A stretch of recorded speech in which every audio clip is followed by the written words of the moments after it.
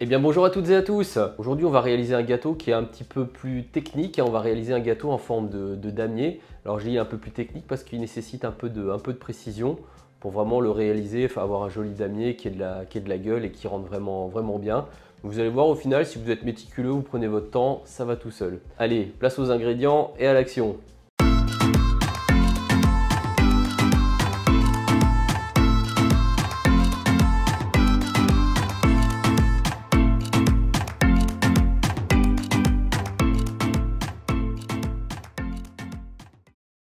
Alors pour les ingrédients, il nous faudra 150 g de sucre, une pincée de sel, 300 g de beurre pommade, 400 g de farine tamisée, il nous faudra aussi 50 g de farine en plus, 50 g de cacao et de la vanille liquide.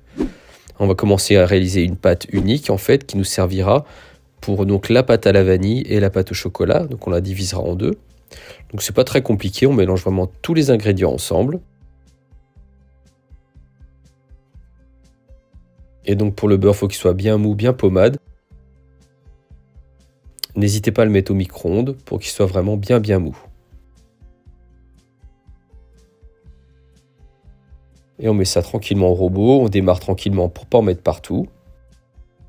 Et une fois que tout est bien amalgamé, on va pouvoir sortir notre pâte et la diviser en deux.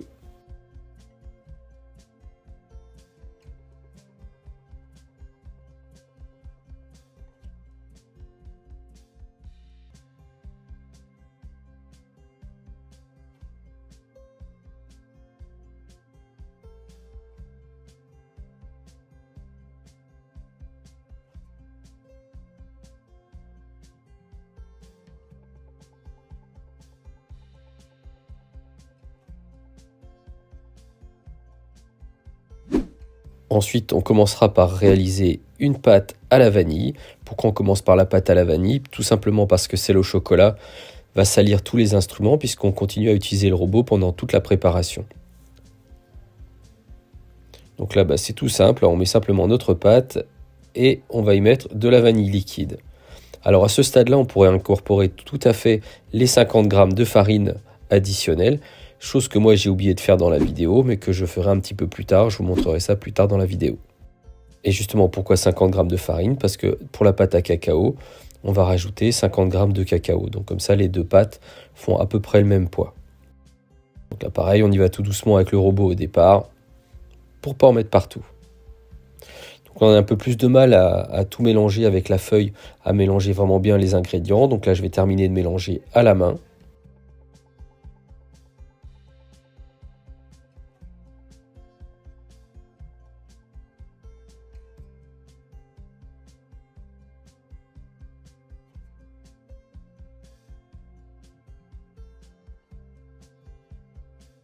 Et comme je vous l'ai dit tout à l'heure, comme j'ai oublié de rajouter les 50 g de farine, je vais les rajouter à la main à partir de maintenant pour que les deux pâtes aient la même consistance. Vous voyez, celle à la vanille est quand même beaucoup plus molle que celle au chocolat.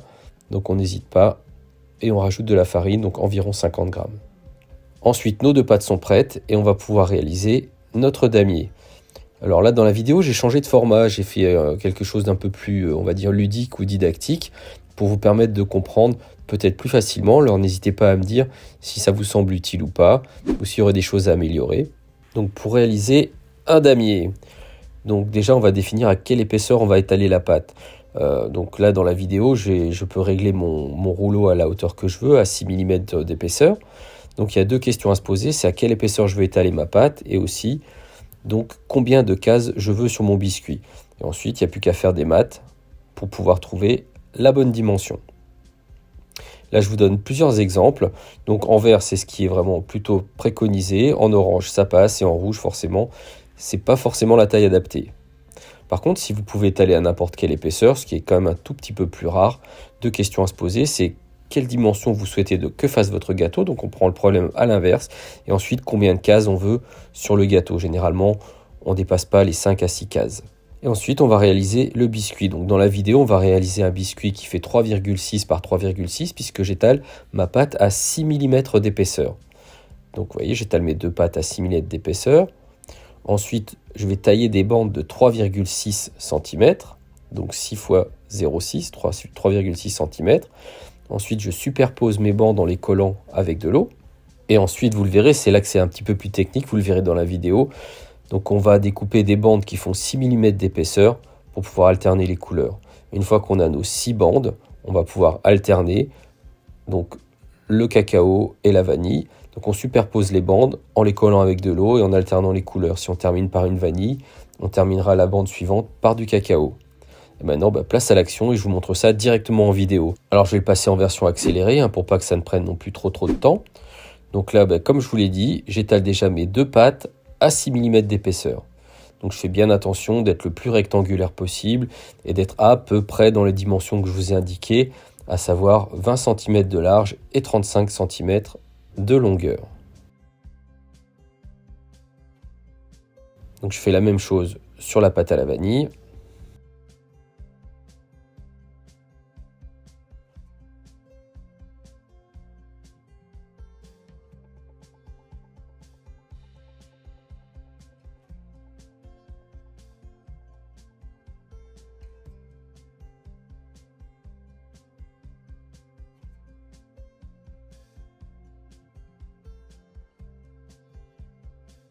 Et ensuite, ça part au frais.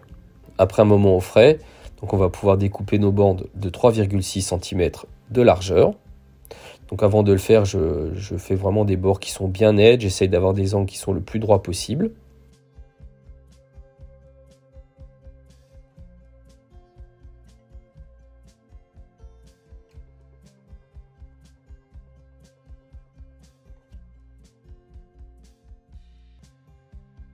Donc là, je mets mes petites encoches donc pour tous les 3,6 cm.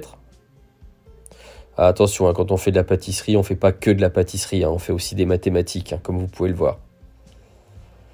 Et ensuite, je viens détailler mes bandes.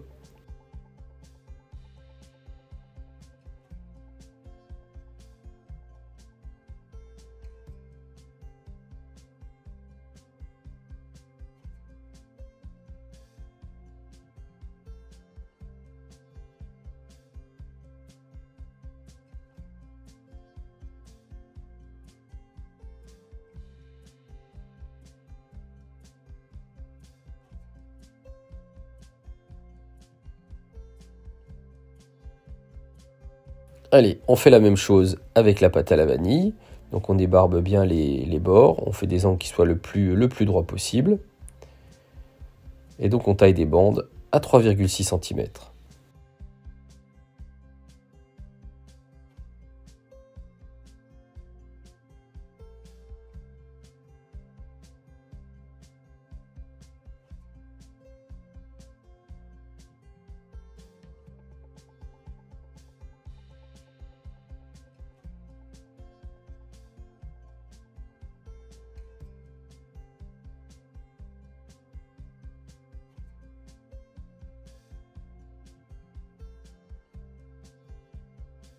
Donc on va pouvoir alterner nos bandes qu'on va coller juste tout simplement avec de l'eau. Donc une bande vanille, une bande cacao, une bande vanille, une bande cacao, une bande vanille. Je vous laisse deviner la suite. Oui, une bande cacao. Donc le tout pour avoir 6 bandes. Donc 6 bandes qui font 6 mm d'épaisseur. Donc pour un biscuit qui fait bien 3,6 cm. Allez, on remet ça au frais avant de passer à la deuxième découpe. Alors celle-là, c'est celle qui est vraiment le plus technique, puisque maintenant on va découper des bandes de 6 mm dans la longueur. Alors je vous cache pas que des bandes de 6 mm, c'est pas ce qu'il y a de plus facile à couper. Donc il faut un bon couteau, bien fin et bien aiguisé. Et c'est surtout sur les bandes de la fin où c'est le plus galère. Mais si on prend son temps, si on s'applique, ça passe.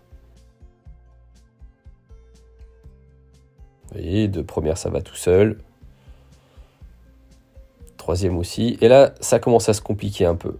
Parce que forcément, tout bouge un peu plus. Et bien entendu, c'est les deux dernières qui sont les plus compliquées.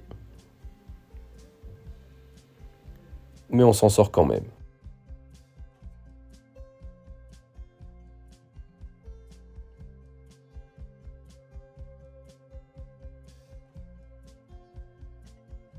Donc je superpose les bandes en alternant les couleurs pour réaliser mon damier. Et une fois que nos bandes sont superposées, on les enroule dans le papier, on les garde au frais jusqu'au moment de la découpe. Je vais quand même vous montrer à quoi ça ressemble, parce que quand même c'est très très très satisfaisant. Allez, au frais. Maintenant, place à la découpe. Ici, j'ai découpe sur une épaisseur qui fait à peu près 0,5 cm. Après, vous faites comme vous le sentez. Si vous voulez un petit peu plus gros, n'hésitez pas. Ça me semble être la bonne dimension. Là, je les ai un tout petit peu trop serrés sur ma plaque puisqu'ils vont s'étaler légèrement à la cuisson.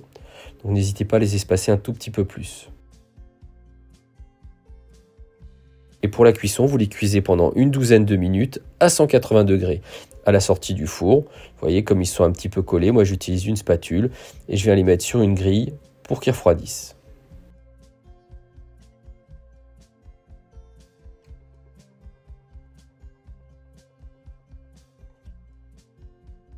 Bien voilà, vous savez comment réaliser ces petits fours là, c'est joli en forme de damier. Ils sont un petit peu, comme je vous l'ai dit en introduction, c'est un peu technique, mais franchement ça se fait plutôt bien. On peut aussi les réaliser en forme d'escargot. Là c'est vraiment tout simple, hein. On étale sur 2 mm d'épaisseur, on superpose les deux coloris et on vient le rouler en boudin. Et ensuite on vient couper donc notre petite tranche pour les faire cuire.